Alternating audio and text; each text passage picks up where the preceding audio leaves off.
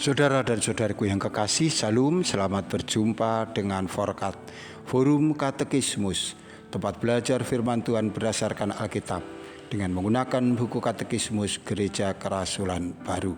Damai sejahtera Tuhan Yesus Kristus menyertai kita.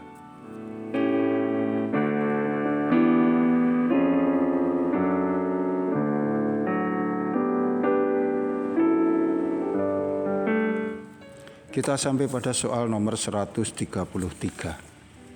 Pada usia berapakah Yesus mulai mengajar? Yesus mulai mengajar di Galilea pada sekitar usia 30 tahun. Soal nomor 134. Apakah titik pusat pengajaran Yesus? Titik pusat pengajarannya adalah pemberitaan tentang kerajaan Allah, sebagaimana tertulis di dalam Injil Markus pasal 1 ayat 15. Waktunya telah genap, kerajaan Allah sudah dekat. Bertobatlah dan percayalah kepada Injil.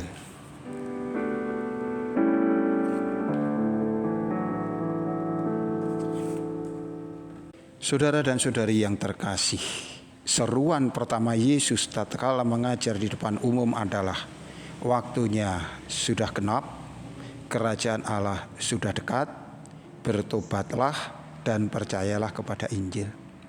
Yang pertama dikatakan adalah waktunya sudah genap. Ini tidak lain menunjuk kepada janji Tuhan di masa perjanjian lama tentang kedatangan Sang Mesias atau Juru Selamat dunia. Yang ini ada di dalam diri Tuhan Yesus Kristus sendiri. Kedatangan Sang Mesias dalam diri Tuhan Yesus Kristus adalah titik pusat dari semua janji Tuhan. Namun sangat disayangkan bahwa tidak semua orang mau percaya terhadap kesaksian Tuhan Yesus ini, bahwa Mesias adalah Yesus, bahwa Juru Selamat itu adalah Kristus, telah menjadi ketentuan Allah yang ketika pertama kali Yesus mengajar di muka umum itu sudah disampaikan. Memang beberapa orang percaya dan kemudian mau dibaptis dan mengikut Dia. Tetapi tidak sedikit mereka yang masih bertanya-tanya. Dan bahkan hingga sekarang beberapa orang menolak Yesus. Ini adalah sebuah kesalahan yang sangat fatal. Mereka menanti-nantikan Mesias yang akan menolong mereka, yang akan menyelamatkan mereka. Tetapi bahkan setelah Mesias itu datang menghampiri mereka, mereka tidak mau percaya. Beberapa menolak dan bahkan mengolok-olok Tuhan. Sehingga dengan demikian manusia itu sendirilah yang akhirnya mengalami kerugian. Karena jika orang tidak mau percaya kepada Yesus yang telah datang, orang juga tidak bisa berharap lagi akan Mesias yang lain, akan Juru Selamat yang lain. Mesias, penyelamat manusia yang berdosa, hanya ada di dalam diri Tuhan Yesus Kristus.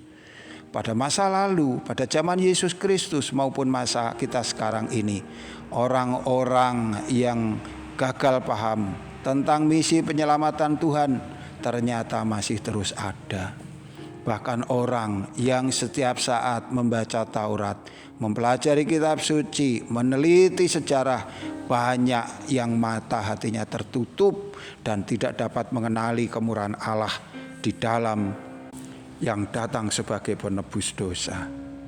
Saudaraku yang terkasih, adalah menjadi tugas kita untuk kita terus menjalankan misi kita, mewartakan Injil, memberitakannya kepada orang-orang, agar mereka tahu dan mau percaya bahwa Yesus adalah Mesias, bahwa Yesuslah penyelamat dunia.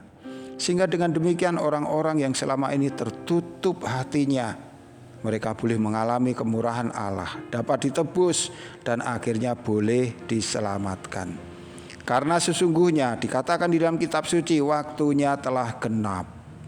Sang Mesias Kristus Tuhan telah datang ke dunia. Kini bagian manusia untuk memutuskan apakah mereka mau menerima Yesus atau menolak dengan konsekuensi-konsekuensi yang menyertai. Mengikuti Yesus berarti aman dan selamat, tetapi menolak Yesus berarti binasa. Semoga kita dikaruniakan hikmat untuk dapat memahami kehendak Allah dengan benar. Tuhan memberkati kita. Sampai jumpa. Amin.